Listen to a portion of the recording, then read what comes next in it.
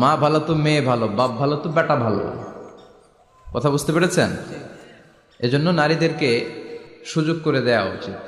তারা যদি কোরআন সুন্নাহ জানে তাহলে ঘরের মধ্যে কোনো শিরকের ছোঁয়া থাকবে না। আর নারীরাই যদি বিপদগামী হয়, ওই ফ্যামিলিটা বিপদগামী হয়ে যায়। এজন্য আসুন আমরা আল্লাহর দরবারে শুকরিয়া জানাই যে আল্লাহ তাআলা আমাদেরকে আজকে এই মহিলা সমাবেশে আসার বসার তৌফিক এনায়েত করলেন। আমরা আল্লাহর দরবারে শুকরিয়া জানাই। আমরা পড়ে নিচ্ছি কালিমাতুশ শুকর, আলহামদুলিল্লাহ। ছেলেরা আরো আওয়াজ করে পড়েন, ছেলেরা আলহামদুলিল্লাহ।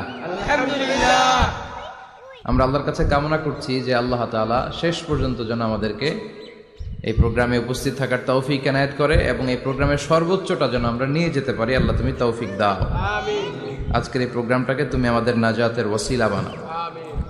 সম্মানিত ভাইয়েরা, আমি ছোট্ট একটা আয়াত তেলাওয়াত করেছি, ওয়াকারনা ফি বুয়ুতিকুন্না ওয়ালা তাবাররাজনা তাবাররুজাল জাহিল